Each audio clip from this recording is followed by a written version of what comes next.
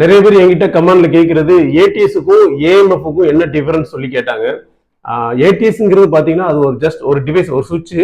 எப்போ மெயின்ஸ் வந்துட்டு ஃபெயிலியர் ஆகுதோ அது வந்துட்டு டிஜி அவைலபிள் ஆகுச்சுன்னா சோர்ஸை சேஞ்ச் பண்ணி கொடுக்கும். இது ஏடிஎஸ்.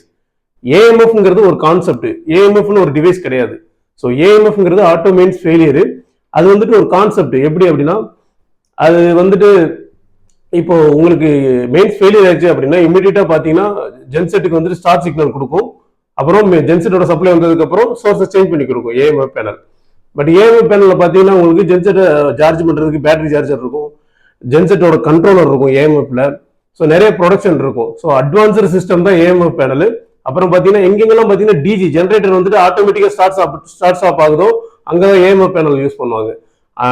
எங்கெல்லாம் பார்த்தீங்கன்னா டிஜி வந்துட்டு மேனுவல் ஸ்டார்ட் ஸ்டாப் இருக்குது, இந்த டிஜி வந்துட்டு ஆட்டோமேட்டிக்காக ஸ்டார்ட் ஸ்டாப் ஆகாது, மேனுவலாக தான் இருக்கு அப்படின்னா அங்கே ஏடிஎஸ் போடுவாங்க, ஆட்டோமேட்டிக் ட்ரான்ஸ்ஃபர் சுவிட்ச் போடுவாங்க. எப்போ மெயின்ஸ் ஃபெயிலியர் ஆகுதோ ஜென்செட் சப்ளை அவைலபிளாக இருந்துச்சுன்னா சோர்ஸை சேஞ்ச் பண்ணி கொடுக்கும். ஸோ இவ்வளோ டிஃபரன்ஸ்.